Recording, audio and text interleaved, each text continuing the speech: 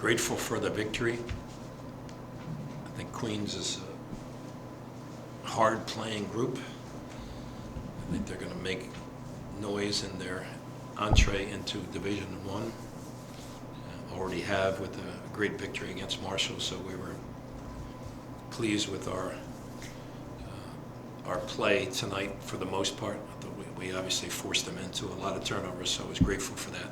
And we didn't turn it over too much, so grateful for that. But it's a good win. We'll take it and off to the next venue and playing a Wake Forest team that we will learn much more over the next couple days about. So.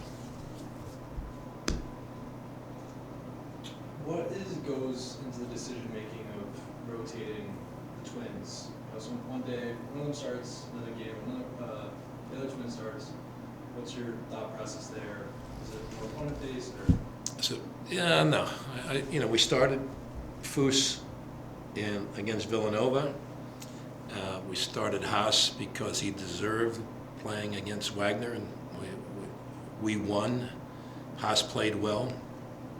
I think they're interchangeable, obviously, in everything that they do. They both can shoot it pretty good.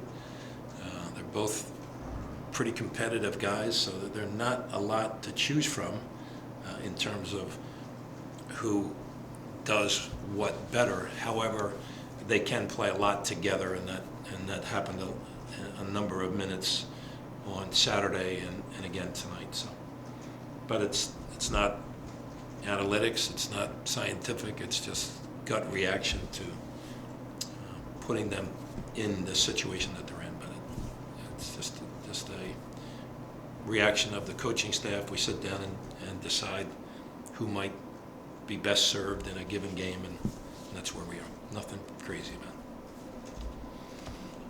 How do you prep for a team like this that's new to Division I? I assume there's not like a ton of film or the teams of it. Well, they played two games, one against Marshall, one against a Division II team, and I watched that ad nauseum. Just like just to see, okay. Yeah, and I'm sure they didn't have a whole lot against us either, so just continue to watch that and just hope. I thought our staff did a great job of preparing us so that we knew what we were facing. The kid Dye is really hard to guard, and he's a really good basketball player. So no more than that. Just I think they're going to do great though in their new conference. You mentioned all the turnovers. I think this is the third game you guys have had forced a bunch of turnovers. Is that something you're focusing on defensively? No, I think we're hopefully we're being more active. We're doing a lot of switching, obviously, and that creates some havoc out there. But 24 is a large number, so we're again happy that we were able to force that many. I don't know that we turned them into a great amount of points. Let me see what this says. Points off turnovers, 22. That's pretty good. And they only got 3 off their 9 turnovers. So that was a large part of the game. You guys took a lot of charges in the first half and in the second half. Is that something you guys are really stressing in practice, or is that I would give that credit to these guys because they step up and they take the challenge of it, but it's not something we overemphasize. No. Your bench seemed to perform really well tonight. I mean, a lot of that goes from Foose coming off the bench and scoring so many points, but Mark Gill and Dejon Shepard had pretty strong first halves. They did. They did a good job. How excited? How are you gonna looking forward going into the season? Do you expect that bench rotation get a little bit deeper and maybe some of those guys get minutes deeper on? Yeah, I do. I'm going to agree with your assessment and your thoughts.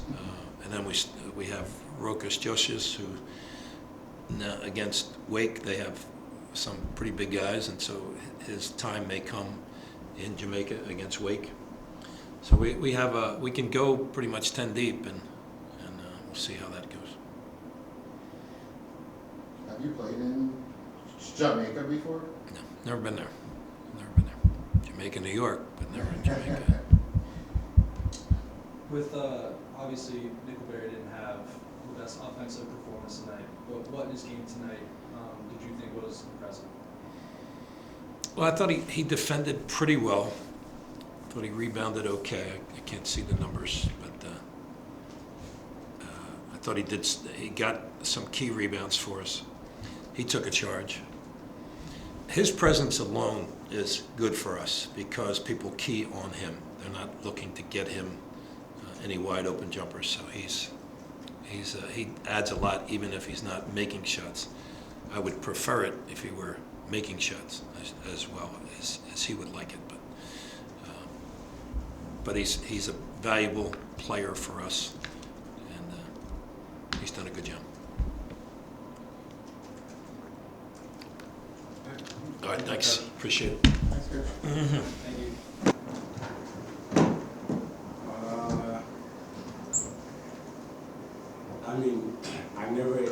I'm the type of people that I never take the credit. If you see I get to perform this week because of my team, no matter what, I always did give them the credit because basketball is a game of collective. One person cannot do nothing by himself, so I give all of the credit to the team.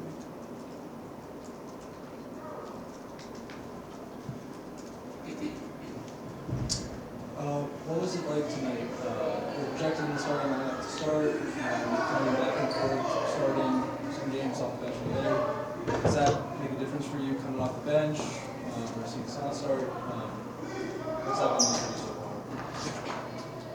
To be honest, I personally don't care if I start or don't start it because my mindset is one thing is to win.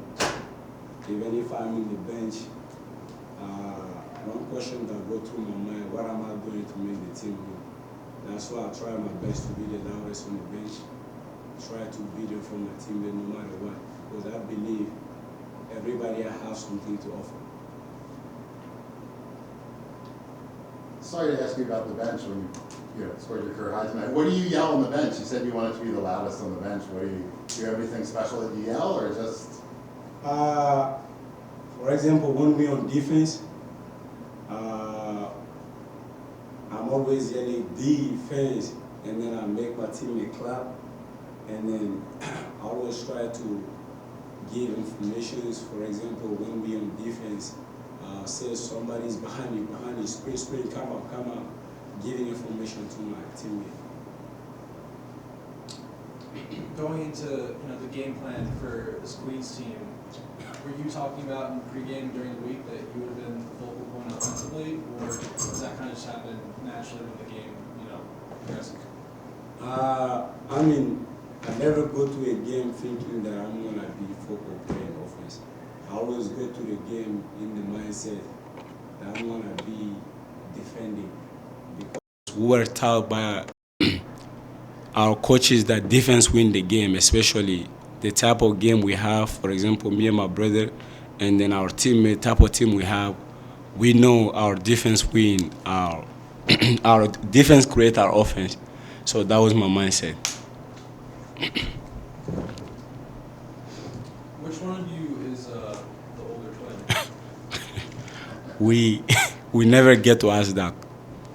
We never have a chance. It wasn't a question for us to ask when growing up, because we didn't ask. Well, I'm a twin myself, so I'm an hour younger than my sister, so I was asking other twins. Which one was born first? Our mom, because we are very, very competitive, we always challenge each other. That's why sometimes people don't even know the difference between our game. Sometimes he's gonna be high, I'm gonna be low. Sometimes I'm gonna be high. Maybe next game he will be the leading scorer. We have a team that anybody can step up any given day. So maybe next time, for example, against Villanova, he had 17, I had 7. Again, the other night had 12, he had 11. I don't know what he had today. I don't even know how much I scored, but that's a difference. And we define age as a moment. Growing up, we don't define as a time other than this, but we define as a moment. Through 3 games this year, you guys have forced a lot of turnovers. Is there something specific that you're focusing on, trying to steal the ball, or is it just you guys play good game? At the end of the day, defense is the pride. No coach teach how to. They play the concept of defense, but at the end of the day, you have to take the pride to get down. All right, thank you for seeing. Yeah, during this game.